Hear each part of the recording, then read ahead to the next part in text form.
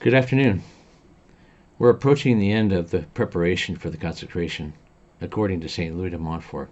We've all been doing the prayers each day for about 30 or so days, and in just a few days we'll be making the consecration. It's very exciting. I'm excited to be doing it with you. Anyway, what I wanted to do today, or for these next few moments, is just share with you what St. Louis de Montfort says we ought to do on the day of our consecration. So he says at the end of 3 weeks, they shall go to confession and to Holy Communion. So first I'd like to say that we ought to go to confession. What better way can we give ourselves to Our Lady, all that we are and all that we have, than with a pure soul, one that's been cleansed by the sacrament of penance? Think about it. You've gone to confession and you're free. You're clean. You're pleasing before God, and now with that heart you're making the consecration. He also says that we should go to Holy Communion. I recommend that you make the consecration after Mass. We know and we believe that we receive that Jesus lives in our hearts for 15 minutes after Mass. We know that because the appearance of the bread, which guarantees the presence of Jesus, that it is Jesus, lives in our bodies for about 15 minutes, and then it starts to change appearance. The appearance changes, and so we no longer have Jesus at some point. The Church, by custom, suggests about 15 minutes. So in that time frame, what better way can you consecrate yourself to Our Lady, to Jesus through Mary, than with the presence of our Lord in our hearts that have been cleansed by penance and are filled with the presence of the living God? So that's his first recommendation. Then he says, after that, we make the consecration. I have given each of you, and if you haven't received it, let me know, a copy of your personal certificate, which has the prayers that you need to say for the consecration, or you can use page 196 of this blue book here, page 196. Anyway, you say the prayer. If you're doing it with your family, say it all together quietly in the church with your family. Then he says, after you recite the formula of the consecration, you ought to write. He says you can write it or have it written. Unless you have a printed copy, we're providing you a printed copy. Then he says you should sign it the same day that you've made the consecration.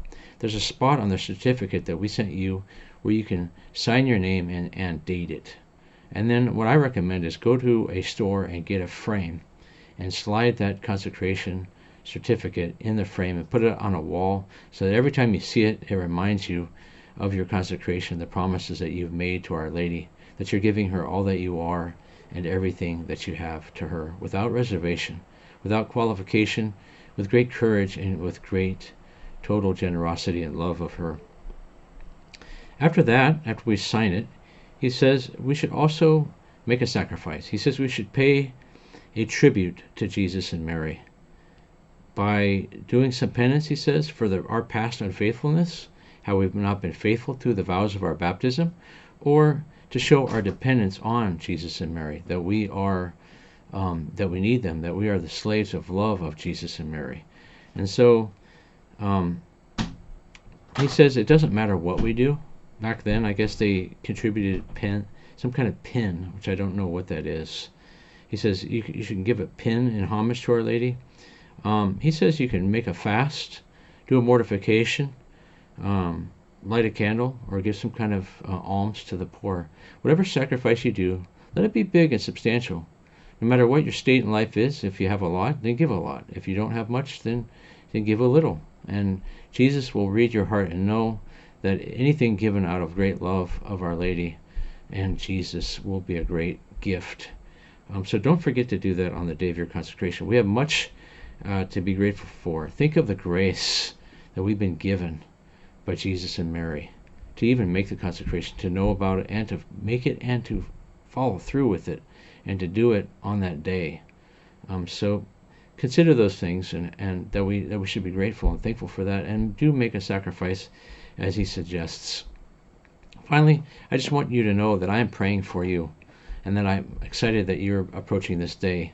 It's one of our key apostolates, or key things that we're trying to do, key missions of the Confraternity of Our Lady of Fatima to really promote the consecration of St. Louis de Montfort.